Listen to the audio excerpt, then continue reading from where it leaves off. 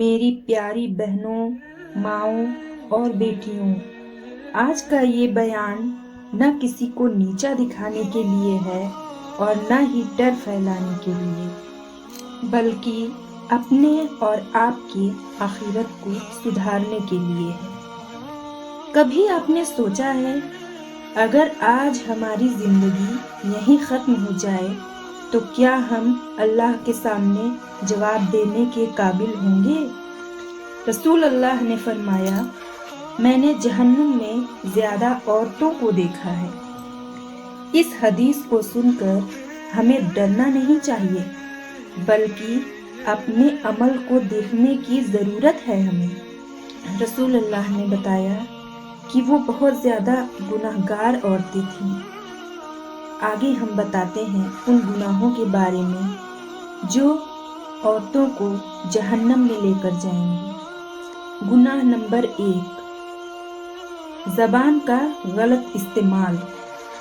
میری بہنوں، اکثر عورتیں یہ سمجھتی ہیں کہ ہم نے تو بس بات ہی تو کی ہے، لیکن اسلام میں ہر بات کی جواب دہی ہے۔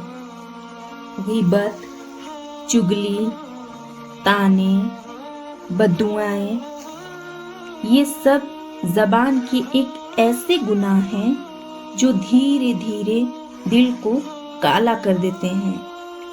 رسول اللہ صلی اللہ علیہ وسلم نے فرمایا، آدمی ایک ایسا لفظ بول دیتا ہے جس کی وجہ سے وہ جہنم میں بہت دور جا گرتا ہے۔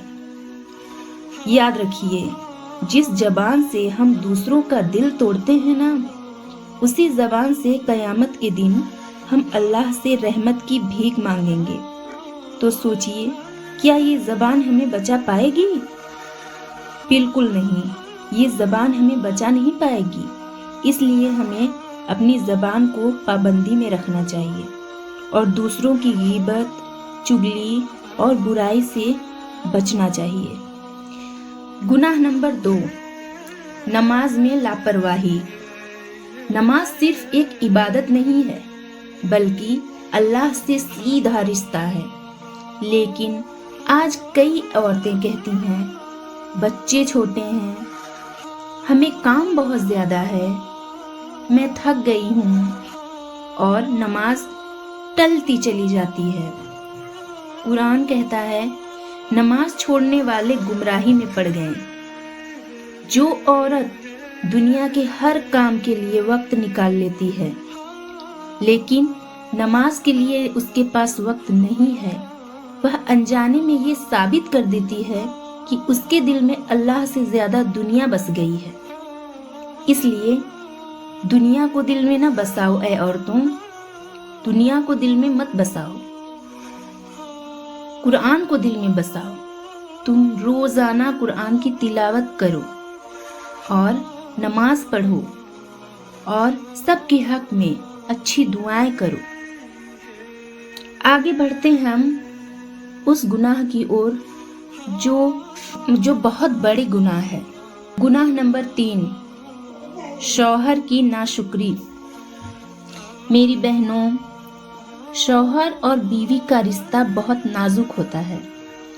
رسول اللہ صلی اللہ علیہ وسلم نے فرمایا، اگر عورت اپنے شوہر کی ساری زندگی کی اچھائیوں کو بھول جائے اور ایک بات پر کہہ دے، میں نے تم سے کبھی بھلائی نہیں دیکھی، تو یہ ناشکری ہوتی ہے۔ یاد رکھیے، جو عورت اپنے شوہر کی قدر نہیں کرتی، وہ دھیرے دھیرے اللہ کی نعمتوں کی بھی قدر کھو دیتی ہے اور ناشکری نعمتوں کو چھین لیتی ہے۔ اس لیے اپنے شوہر کی ناشکری کبھی نہیں کرنی چاہیے۔ گناہ نمبر 4، پردہ اور حیا چھوڑ دینا۔ اسلام نے عورت کو مجبور نہیں کیا، بلکہ عزت اور حفاظت دی ہے۔ لیکن آج فیشن کے نام پر بے پردگی، سوشل میڈیا پر دکھاوا، غیر مردوں سے بے وجہ بات، یہ سب ہو رہا ہے۔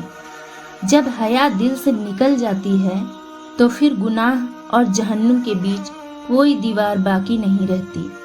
قرآن فرماتا ہے حیا ایمان کا حصہ ہے، اس لیے ہمیں بے حیائی سے بچنا چاہیے اور اپنی حیا کو قائم رکھنا چاہیے۔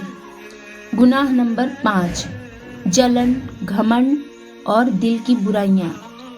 یہ وہ گناہ ہیں جو دکھائی نہیں دیتے لیکن اللہ کی نظر میں سب سے خطرناک ہوتے ہیں۔ دوسروں کی خوشی سے جلنا، خود کو بہتر سمجھنا، دوسروں کو چھوٹا سمجھنا، یہ سب جلن، گھمنڈ اور دل کی برائیاں ہوتی ہیں۔